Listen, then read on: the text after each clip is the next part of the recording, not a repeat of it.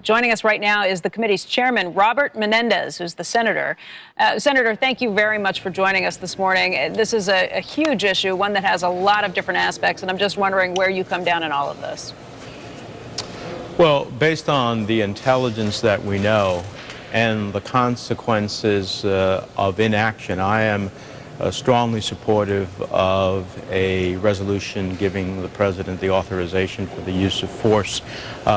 One, to deter and degrade Assad's ability to continue to attack innocent civilians with chemical weapons, including the death of 400 children.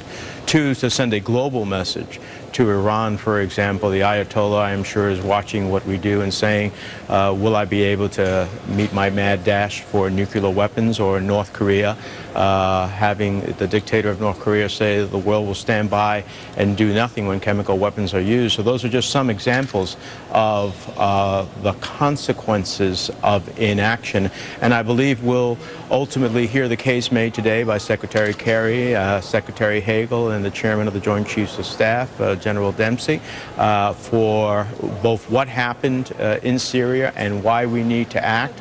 And hopefully that will be an opportunity for members in the world and our country to hear why this needs to move forward. Senator, no question, what's happened under the Assad regime is a terrible situation, awful by every count. But a lot of people have questioned, particularly some of the senators who are your co-senators, have questioned whether we have an objective for this. And if we do give authorization, if the Congress gives authorization, whether that will mean that we are drawn into a much larger conflict than we had expected or foreseen. Well, those are legitimate concerns. So first of all, I voted against the war in Iraq, so I don't come to the use of force easily. But this has clear significance to our national security moving forward for the reasons I just stated before.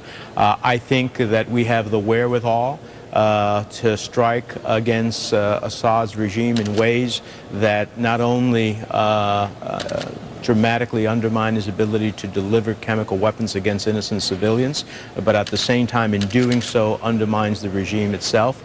As to a broader war, the consequences of inaction will send messages to Iran, to Hezbollah, to Hamas, to North Korea, to other actors within the region, that they can act aggressively, violate international law, and do so without consequence. I think inaction has a greater consequence within the region than action. Senator, then, it sounds like if Iran were to do something in the future that violated international law, or if North Korea were to do something that violated international law, then we'd have to go there as well, then, is what you're saying. Well, first of all, on Iran, the Congress has voted almost unanimously in sanctions against the Iranian regime to stop them in violation of international law to pursue nuclear weapons. The consequences of an Iran with nuclear weapons is enormous.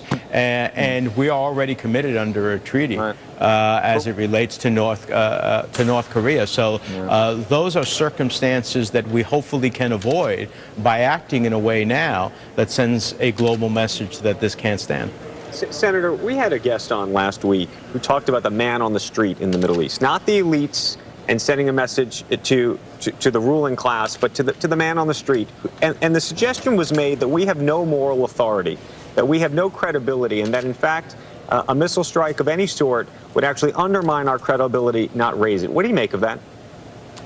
Look, our long-term engagement in the Middle East will continue to be a challenge, creating a rising economic opportunity for people in the Middle East has to be one of our long-term goals, something I've advocated for quite some time. But to simply say, to stand back and let Assad continue to strike against his citizens, and 1,400 dead, over 400 children, to say the world won't act, so I'll strike again, it'll be broader, to send messages globally. The consequences of that will be far greater than the question of standing that you pose as it relates to the average person on the street. Our engagement in the region has to be long-term. Our engagement in terms of lifting economic opportunity and hope for that region, along with other allies in the world, has to be an engagement. But that doesn't neuter the responsibility now to act in this particular consequence. Are there 60 votes in the Senate, and what happens if Congress votes no?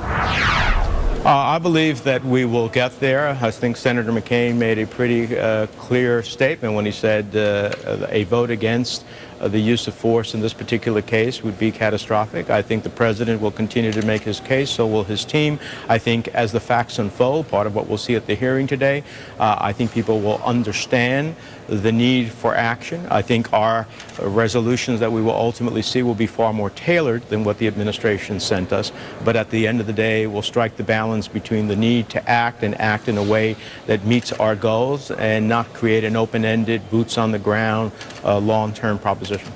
Senator Menendez, what are our goals exactly? Is it ultimately regime change, or is it punishment for using chemical weapons?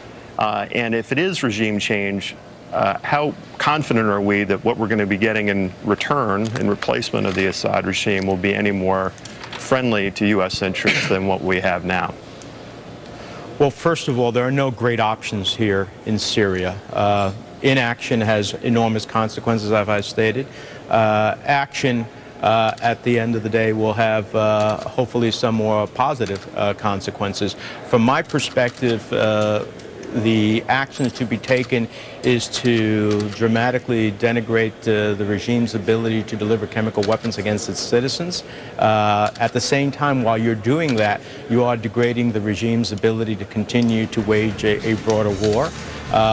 Our committee voted months ago, 15-3, to arm vetted elements of the Syrian opposition, elements we believe are moderate and would ultimately be supportive of a Syria for all.